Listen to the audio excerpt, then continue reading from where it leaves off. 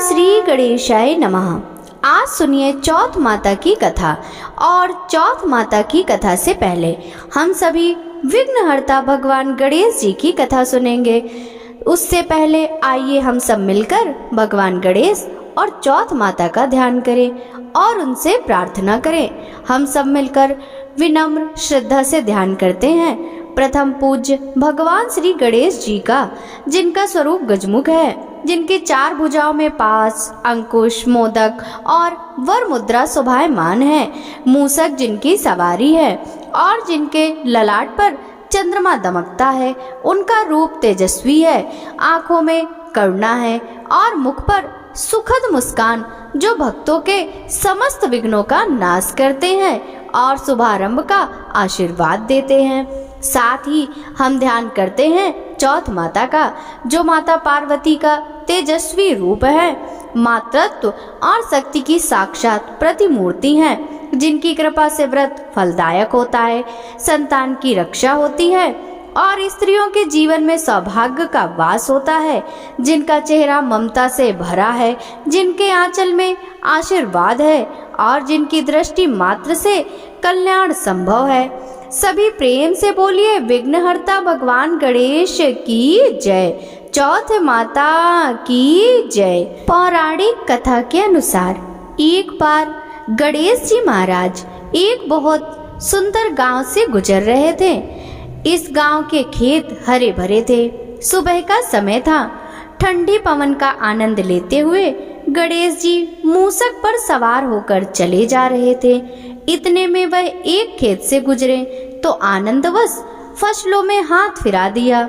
गणेश जी के ऐसा करने से उस फसल के कुछ दाने हाथ में आ गए। अब गणेश जी को पछतावा हुआ कि उन्होंने तो चोरी कर ली। भले उन्होंने जानबूझकर नहीं चुराया, लेकिन अब फसल के दाने तो उनके हाथ में आ गए। गणेश जी ने गिने तो वह 12 थे। अब गणेश जी ने उस खेत के मालिक को खोजा और उन सेठ जी के यहाँ 12 साल की नौकरी पर लग गए। एक दिन सेठानी राख से हाथ धोने लगी तो गणेश जी ने सेठानी का हाथ पकड़कर मिट्टी से हाथ धुलवा दिया। सेठानी ने सेठ जी से शिकायत की और कहा कि देखो, नौकर ने मेरा हाथ पकड़ लिया। सेठ जी ने गणेश को बुलाकर पूछा कि तुमने सेठानी का हाथ क्यों पकड़ा? गणेश जी ने बोला, मैंने तो बस यह कह रहा था कि राख से हाथ धोने से घर की लक्ष्मी नाराज होकर चली जाती है और मिट्टी से हाथ धोने से आती है। सेठ जी ने सोचा कि गणेश ठीक कह रहा है। थोड़े दिनों बाद कुंभ का मेला आया। सेठ जी ने कहा, गणेश, सेठानी को कुंभ के मेले में स्नान करा के ले आओ। सेठानी किनारे पर बैठकर नहा रही थी तो गणेश जी उनका हाथ पकड़कर आगे डुबकी लगवा लाए। घर आकर सेठानी ने सेठ से कहा कि गणेश ने तो मेरी इज्जत ही नहीं रखी और इतने सारे आदमियों के बीच में मुझे घसीट कर आगे पानी में ले गए। तब सेठ जी ने गणेश जी से पूछा कि ऐसा क्यों किया? तो गणेश जी ने कहा, सेठानी किनारे बैठकर गंदे पानी से नहा रही थी तो मैं आगे अच्छे पानी में डुबकी लगवा कर ले आया। इससे अगले जन्म में बहुत बड़े राजा और राजपाट मिलेगा। सेठ जी ने सोचा कि गणेश ठीक कह रहा है। एक दिन घर में पूजा पाठ हो रही थी, हवन हो रहा था। सेठ जी ने गणेश को कहा कि जाओ सेठानी को बुलाकर ले आओ। गणेश सेठानी को बुलाने गए तो सेठानी काली चुनरी ओढ़कर चलने लगी तो गणेश जी ने काली चुनरी फाड़ दी और कहा कि लाल चुनरी ओढ़कर चलो। सेठानी नाराज होकर सो गई। सेठ जी ने आकर पूछा कि क्या बात है? तो सेठानी ने बोला कि गणेश ने मेरी चुनरी फाड़ दी। सेठ जी ने गणेश को बुलाकर बहुत डांटा तो गणेश जी ने कहा, पूजा पाठ में काला वस्त्र नहीं पहनते, इसलिए मैंने लाल वस्त्र के लिए कहा। काला वस्त्र पहनने से कोई भी शुभ काम सफल नहीं होता है। फिर सेठ जी ने सोचा कि गणेश है तो समझदार। एक दिन सेठ जी पूजा करने लगे तो पंडित जी ने बोला कि वो गणेश जी की मूर्ति लाना भूल गया, अब क्या करे? तो गणेश जी ने बोला कि मेरे को ही मूर्ति बनाकर विराजमान कर लो, आपके सारे काम सफल हो जाएंगे। यह बात सुनकर सेठ जी को भी बहुत गुस्सा आया और वे बोले कि तुम तो अब तक सेठानी से ही मजाक करते थे, अब मेरे से भी करने लग गए। तो गणेश जी ने कहा, मैं मजाक नहीं कर रहा हूँ, मैं सच बात कह रहा हूँ। इतने में ही गणेश ने गणेश जी का रूप धारण कर लिया और सेठ और सेठानी जी ने गणेश जी की पूजा की। पूजा खत्म होते ही गणेश जी अंतर ध्यान हो गए। सेठ सेठानी को बहुत धोखा हुआ और उन्होंने कहा कि हमारे पास तो गणेश जी रहते थे और हमने उनसे इतना काम कराया।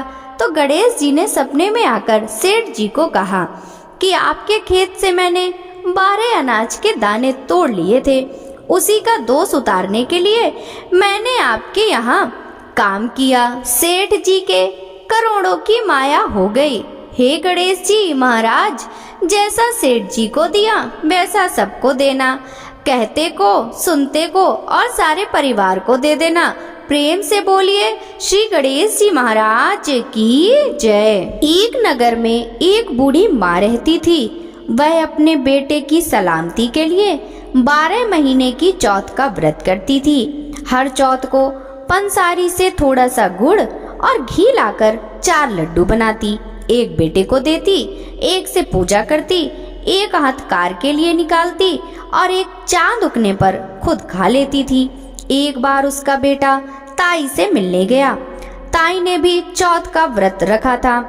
ताई से पूछा, माँ तो 12 महीने चौथ करती है। ताई बोली, तेरी माँ तो तेरी कमाई से तरमाल खाने के लिए 12 चौथ करती है, तू परदेश जाए तो वह एक भी चौथ नहीं करेगी। लड़के को लगा ताई सच कह रही है। घर आकर माँ से कहा, मैं परदेश जा रहा हूँ, यहाँ तू मेरी कमाई खाने पीने में ही उड़ा देती है। माँ ने समझाकर रोकना चाहा पर बेटा नहीं माना। माँ ने उसे साथ ले जाने के लिए चौथ माता के आंखें दिए और कहा, मुसीबत में ये आंखें तेरी मदद करेंगे। वह आंखें लेकर रवाना हो गया। घूमते हुए एक नगर में पहुंचा। उसने देखा एक बूढ़ी माँ रोती जा रही थी और पुआ बनाते जा रही थी। उसने कारण पूछा तो बूढ़ी माँ ने कहा, बेटा इस नगर की पहाड़ी पर एक दैत्य रहता है। पहले वह नगर में आकर कई लोगों को खाने के लिए मार देता था। अब राजा हर घर से एक आदमी दैत्य के पास भेजता है और आज मेरे बेटे की बारी है, इसलिए रो रही हूँ और उसी के लिए पुए बना रही हूँ। वह बोला, तू पुए मुझे खिला दे, तेरे बेटे की जगह मैं चला जाता हूँ। बूढ़ी माँ ने खीर पुए उसे खिला दिए। खा पीकर वह सो गया।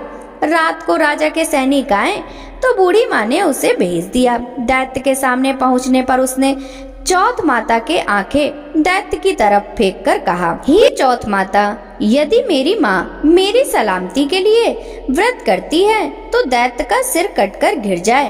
तुरंत दैत्य का सर कट गया। लड़का वापस आ गया। राजा ने उसे उपहार देकर विदा किया। चलते हुए एक दूसरे राजा के नगर में पहुंचा। इस राज्य में आमा तभी पकता था जब एक इंसान की बलि दी जाती थी। सिपाहियों ने उसे पकड़कर आवे में चुन दिया।